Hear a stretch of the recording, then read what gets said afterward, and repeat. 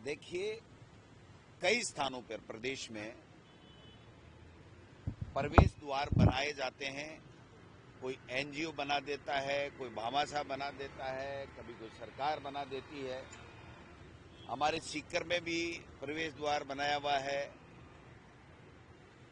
सालासर और सुजानगढ़ के बीच में एक प्रवेश द्वार कोई दिल्ली का एक एनजीओ था, उसके द्वारा बनाया गया था। जब बनाया गया था तो वो रोड 2 लेन थी, 7 मीटर चौड़ी। अभी वो सड़क 4 लेन हो गई, 18 मीटर चौड़ी बननी है।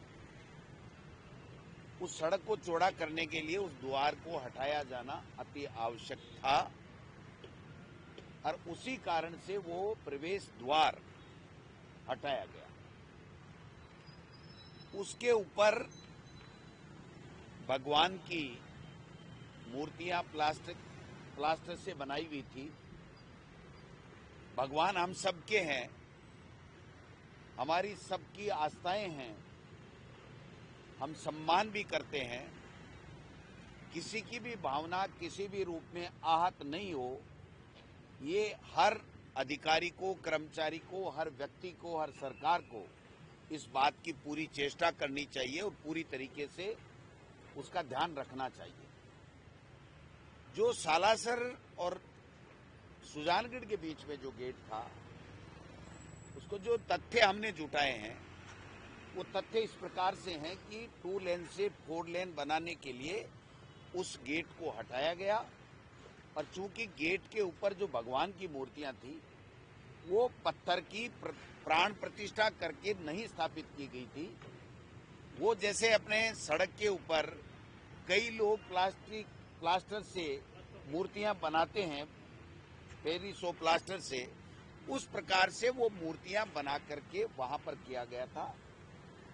फिर भी मैं ये मानता हूं कि किसी भी व्यक्ति की धार्मिक भावनाओं को आहत नहीं पहुंचे, इसके लिए उनको और ज्यादा एहतियात बरतना चाहिए था।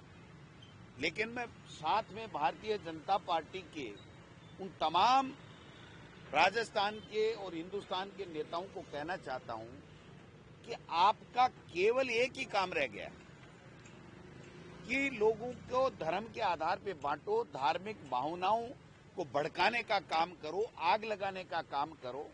इस मामले में जो मेरे पास पुख्ता सबूत हैं कि हमारे प्रदेश अध्यक्ष बीजेपी के, उनका और भारतीय जनता पार्टी के कई नेताओं का सालासर पुजारी परिवार के पास में टेलीफोन जा रहे हैं और वो ये कह रहे हैं कि आंदोलन कीजिए, भारतीय जनता पार्टी इसको उग्र रूप देना चाहती है। मैं उनसे पूछना चाहता हूं कि जब वसुंधरा राजे जी राजस्थान की मुख्यमंत्री थी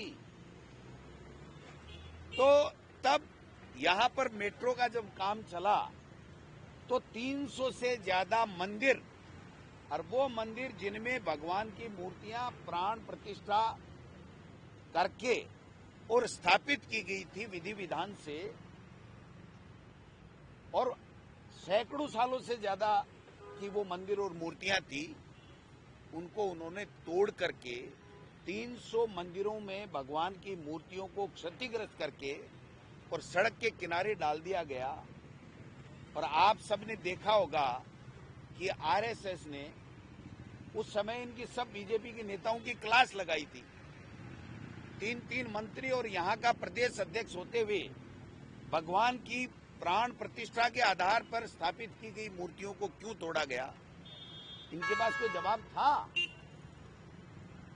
उस मामले को जिस प्रकार से ये राजनीतिक रंग देना चाहते हैं अपने आने वाले चुनाव में वोट बैंक के लिए, और जो इनकी एक शैली बन गई है कि इनको तो हिंदू मुस्लिम करना है, हिंदुस्तान पाकिस्तान करना है, इनको जय श्री राम और दूसरी बात करके और लोगों की भावनाओं को भड़का करके वोट लेने की आदत पड़ गई।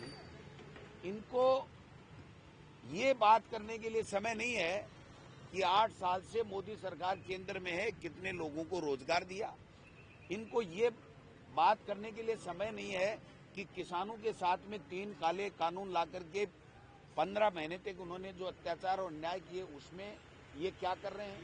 इनको ये समय नहीं है कि ये 8 साल का अपना हिसाब दे करके महंगाई कैसे इन्होंने कम की या कम करने का इनके पास में कोई प्लान है ये बात करने के लिए। इनके 25 में से 25 सांसद होकर के भारतीय जनता पार्टी के राजस्थान प्रदेश के नेताओं को ये फुर्सत नहीं है कि ईस्टर्न कैनाल इसको राष्ट्रीय परियोजना घोषित करके ये राजस्थान में पानी की 13 जिलों की समस्याओं का समाधान करें। इनको ये फुर्सत नहीं है कि 25 में से 25 सांसद ला करके कोई केंद्र में बजट में कुछ लेकर के आए।